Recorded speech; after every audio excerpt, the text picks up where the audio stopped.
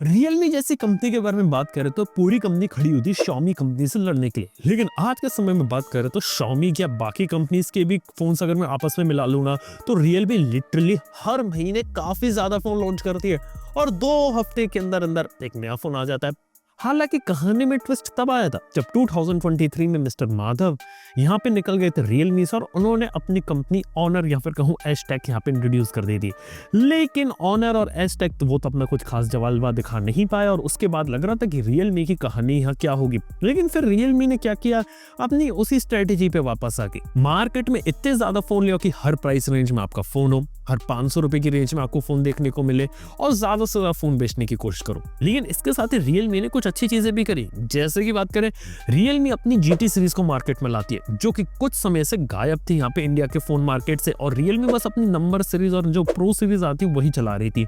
लेकिन GT series लाके एक अच्छा स्मार्ट काम किया क्योंकि यहाँ पे GT60, GT6 एक अच्छे फोन थे और हाल ही में रियलमी का जो GT7 Pro है ना, वो भी काफी एक अच्छा फोन यहाँ पे मार्केट में निकल के सामने आया था। और GT7 Pro के साथ यह लगा कि रियलमी सच में बहुत ही ज्यादा एग्रेसिव खेल रही है और बहुत अच्छा यहाँ पे खेल सकती है अगर सही डायरेक्शन में काम करे तो। जैसे कि स्नैपड्रैगन 8 एलीट के फोन अक्सर हमें जनवरी से देखने को मिलते थे, ये लोग नवंबर में लिया। इंडिया का पहला ब्रांड बने जो एक फ्लैगशिप फोन यहाँ पे लेकर आ रहा है। इसके साथ ही रियलमी GT सीरीज की शुरुआत थी, ये लोग अपनी नंबर सीरीज और प्रो सीरीज में भी ढेर सारे फोन निकालते हैं। और रियलमी के साथ एक बात देखिए, क्वालकॉम और मीडियाटेक ये अपना नया प्रोसेसर अनाउंस नहीं करते, उससे पहले इनका फोन यहाँ पे तैयार होता है मार्केट में। लेकिन एक देखा जाए तो क्या ये सारी चीजें सही है या कुछ प्रॉब्लम भी है? देखो, अच्छी बात मैं बता देता हूँ, मार्केट में लोगों को नए से नए प्रोडक्ट मिल रहे हैं, नया प्रोसेसर देखने को मिल रहा है, नई नई चीजें देखने को मिल रही है। रियलमी के साथ बहुत अच्छा है, पेरिस्कोप कैमरास अपने फोन में अंदर देते हैं, टेलीफोटो जूम लेंस डाल के दे रहे हैं, यहाँ तक कि डिस्प्लेस के ऊपर भी उन्होंने काम किया है। ऊपर से बात करें तो लेटेस्ट फ्लैगशिप प्रोसेसर भी लाकर दे रहे हैं। ये कुछ चीजें मेरे को रियलमी की अच्छी लगती है कि रियलमी कंज्यूमर तक प्रोडक्ट जल्दी से जल्दी लेकर आती है। और GT सीरीज जिसकी डिमांड हम इतने सालों से कर रहे थे, वो भी फाइनली रियलमी ने यहाँ पे इंट्रोड्यूस करी। लेकिन इसके साथ देखा तो उसका एक नेगेटिव एस्पेक्ट भी जुड़ा है, वो ये कि मार्केट में जब इतने ज्यादा फोन्स ले आते तो एक कंज्यूमर भी कंफ्यूज हो जाता है। और इवन मुझे खुद भी नहीं पता कि एग्जैक्टली में रियलमी के कितने फोन्स हैं मार्केट में और कौन सा फोन यहाँ पर क्या करता है, क्योंकि रियलमी के ज्यादातर फोन बिल्कुल ही आइडेंटिकल लगते हैं और कई बार ऐसा लगता है कि एक ही फोन को बदल के बैक पैनल चेंज करके ये लोग अपने फोन को री इंट्रोड्यूस कर रहे हैं। क्योंकि 3-4 इनके फोन ऐसे देखे जिनके अंदर बिल्कुल एग्जैक्ट सेम प्रोसेसर होता है, लेकिन वो अलग अलग ब्रांड के अंदर आता है। कभी नंबर सीरीज में आएगा, कभी P सीरीज में आएगा, कभी नार्जो सीरीज में आएगा। और ऊपर से रियलमी के जो मेजॉरिटी फोन्स यहाँ पर जो बिक रहे हैं आज के समय में, वो बेसिकली उनकी C सीरीज है और नार्जो सीरीज यहाँ पे बिकती है। और मोस्टली ये लोग ऑफलाइन पे आज के समय में थोड़ा सा ज्यादा फोकस करते हैं इन टर्म्स ऑफ सेल्स। लेकिन रियलमी यहाँ पे ये सारी चीजें भी थोड़ा बदलने की कोशिश कर रहा है, क्योंकि रियलमी ने इस साल अपने महंगे फोन्स को निकालना शुरू कर दिया और उम्मीद कर रहा है कि धीरे धीरे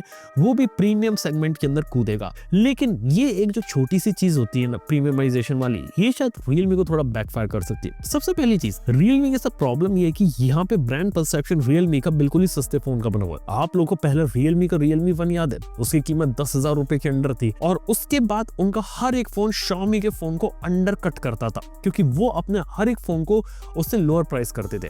इसका लॉन्ग टर्म में नेगेटिव इंपैक्ट ये पड़ा कि रियलमी को एसोसिएट करने लोग बजट और अफोर्डेबिलिटी से, और कोई भी फोन रियलमी का अगर ज्यादा महंगा होता है ना, तो उसे लोग यहाँ पे इतना ज्यादा इंटरेस्ट के साथ कंसीडर नहीं करते हैं। और इवन ये चीज उनकी सेल्स में भी दिखता है। इवन रियलमी के जो मेजॉरिटी फोन्स यहाँ पे जब बिकते हैं ना, तो जब उनके ऊपर डिस्काउंट आता है, तो क्योंकि 12 प्रो सीरीज आई थी, 13 प्रो सीरीज आई थी, अच्छे फोन थे, लेकिन जब डिस्काउंट आया 25,000 से नीचे का, तब बिके। और इसका एक नुकसान उन्हें तब होता है जब यहाँ पे अपने फ्लैगशिप लेवल के फोन लाते हैं। जैसे कि GT60 की बात करें, बहुत ही सही फोन था, लेकिन उसकी सेल्स उतनी नहीं हुई जितना उम्मीद की जा रही थी। OnePlus का Nord 4 सिमिलर फोन, थोड़े बहुत चेंजेस कर दिए थे डिजाइन में, डिस्प्ले में, लेकिन काफी हद तक आइडेंटिकल फोन थे। Nord 4 कंपैरेटिवली ज्यादा बैकअप क्योंकि OnePlus का ब्रांड लगा हुआ था। लेकिन Realme का जो GT60 था वो नहीं करा, उसके बाद ये लोग मार्केट में थोड़ा शांत हो गए। GT7 Pro भी आप देखिए कि फ्लैगशिप जैसा प्रोसेसर ये लोग अपने फोन के अंदर लाए, लेकिन फिर भी कई जगह कॉस्ट कटिंग कर दिए।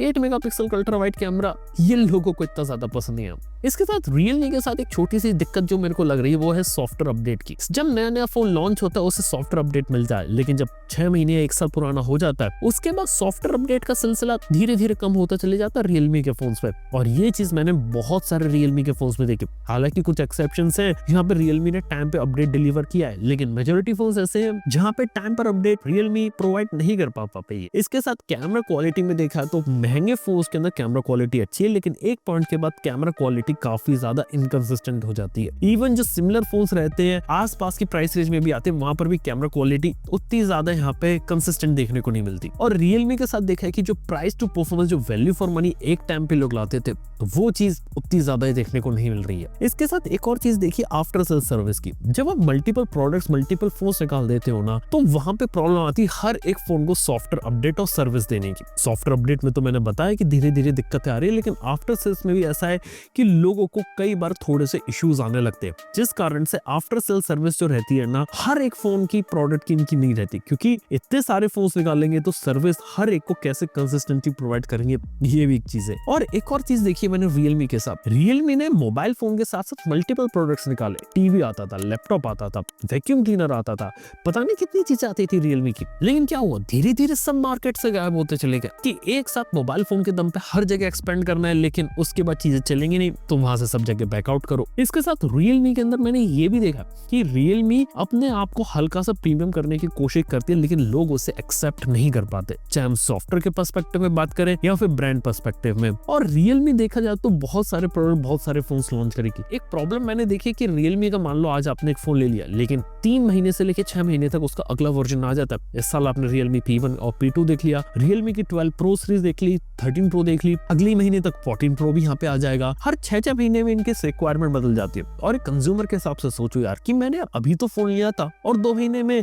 एक नया फोन आ गया, मेरा फोन पुराना हो गया। कि आप ज्यादा मॉडल निकाल के फोन तो ज्यादा क्वांटिटी में बेच सकते हो, लेकिन एक नॉर्मल कंज्यूमर के हिसाब से सोचोगे तो उसे लगेगा ना कि यार उसका फोन तो यार कुछ ही महीनों के अंदर पुराना हो गया। मान लो दिवाली सेल पे उसने फोन खरीदा अक्टूबर में, लेकिन अब 14 प्रो की बारी आ गई। ऊपर से देखा जाए तो हर एक फोन को ऐसा लगता है कि नए मॉडल को सिर्फ इसलिए निकाला जा रहा है क्योंकि सिर्फ एक नया नाम देना। जैसे कि 12 प्रो सीरीज, 13 प्रो सीरीज बहुत ही ज्यादा आइडेंटिकल थी, ज्यादा कोई मेजर चेंजेस होते नहीं है। कई बार सॉफ्टवेयर भी सेम रहता है, कई बार हार्डवेयर चेंज रहता है, कई बार बैक पैनल में चेंजेस कर देते हैं। तो कुल मिला के बात किया तो रियलमी को ना थोड़ा सा स्लो डाउन होना चाहिए फोन लॉन्चेस के अंदर, और अपने आप को क्वालिटी प्रोडक्ट्स के ऊपर थोड़ा सा ज्यादा फोकस करना चाहिए। हालांकि बात करें तो रियलमी भी अपने हिसाब में काफी सही है, उसे पता है कि हम ज्यादा नंबर ऑफ प्रोडक्ट्स निकालेंगे तो कुछ ना कुछ तो यहाँ मार्केट में बेच लेंगे। इसलिए देखा है तो लिटरली Xiaomi जैसी कंपनी से ज्यादा फोन्स आज रियलमी यहाँ पे बेच लेता है। लेकिन वही बात है यार, रियलमी का भी मार्केट है ना आज के समय बजट तक ही सेंट्रिक है। रियलमी को प्रीमियम में खिसकने में बहुत ज्यादा टाइम लगेगा, और अगर अच्छे फोन्स, लिमिटेड फोन्स निकालेगा तो शायद मार्केट में एक बहुत ही अच्छा यहाँ पे काम कर जाए। देखने वाली बात है कि आने वाले समय में क्या होता है, रियलमी के साथ क्या चीजें रहती हैं। बाकी